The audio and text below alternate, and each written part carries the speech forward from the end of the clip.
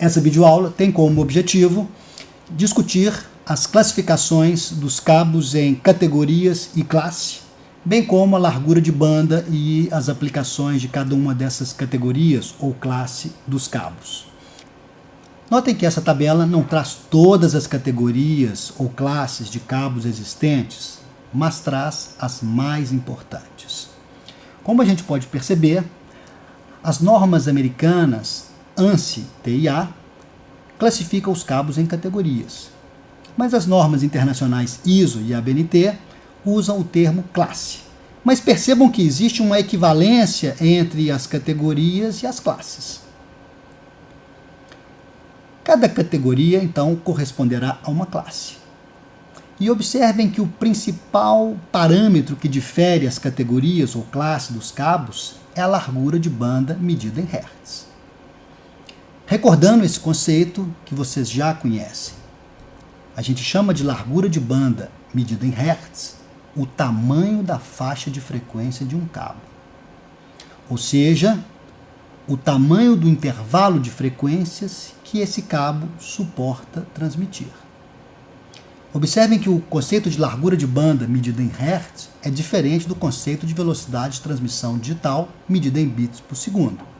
Mas como você já sabe, existe uma relação direta entre a largura de banda e a capacidade de transmitir informações dos cabos.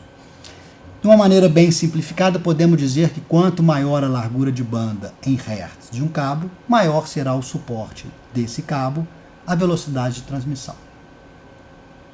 Bom, então podemos ver na tabela que a categoria 3 ou classe C suporta uma transmissão de até 16 MHz. Notem que nessa largura de banda é possível transmitir dados, mas a limitação seria aí no máximo 10 megabits por segundo.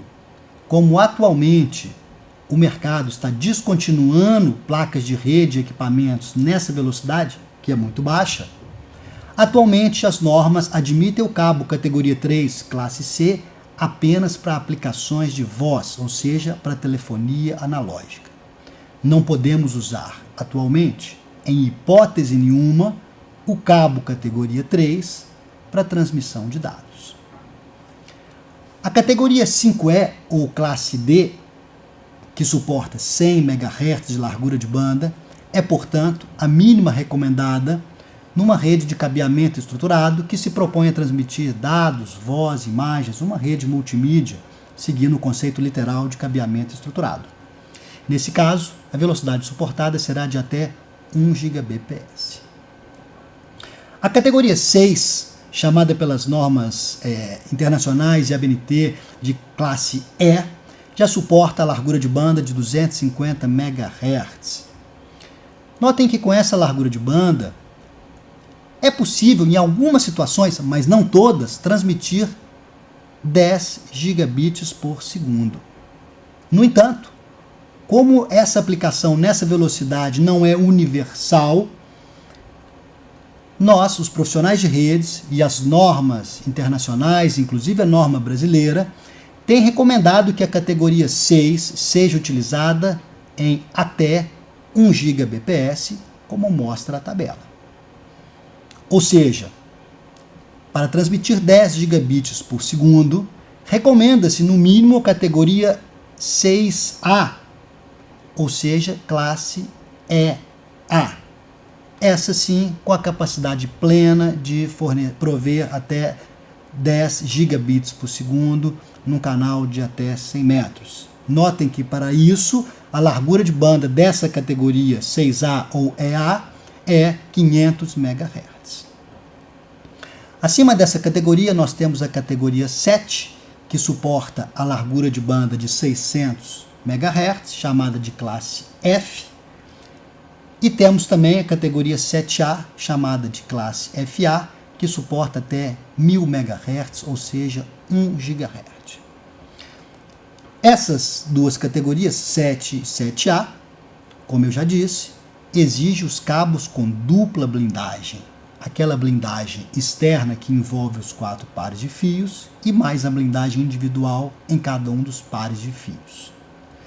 Insisto, não existem cabos categoria 7 ou 7A que sejam não blindados. Todos eles terão essa dupla blindagem, o que exigirá conectores especiais do tipo Tera ou GG45.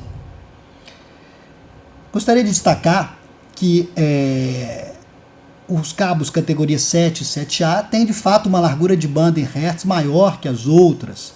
No entanto, a tabela mostra que a velocidade indicada ali seria de até 10 gigabits por segundo, que é a mesma velocidade indicada para os cabos 6A ou EA. Então surge a dúvida, por que é que a largura de banda em hertz está aumentando, mas a velocidade suportada permanece a mesma? A resposta é simples. O cabo, ou essas categorias de cabos, foram desenvolvidas antes do hardware que irá fazer uso delas. Ou seja, nas placas de rede, nos dispositivos de conectividade que temos hoje, a velocidade das interfaces elétricas para cabeamento estruturado é de, no máximo, 10 gigabits por segundo. Espera-se que no futuro novas interfaces sejam criadas e, caso sejam criadas, os cabos categoria 7 e 7A já estão normatizados. Mas isso é uma questão que está ainda para ser desenvolvida no médio e no longo prazo. Gostaria de destacar que o domínio das classes e categorias de cabos, bem como as velocidades suportadas, é de fundamental importância para o profissional de redes de computadores. Não só para a sua atividade profissional, mas também porque o MEC, Ministério da Educação e Cultura, tem cobrado dos formandos do curso de redes dominar esse tema. Regularmente, o MEC aplica, por meio das provas do ENAD, questões que cobram esse conteúdo. Então, guarde isso. Essa informação é muito importante.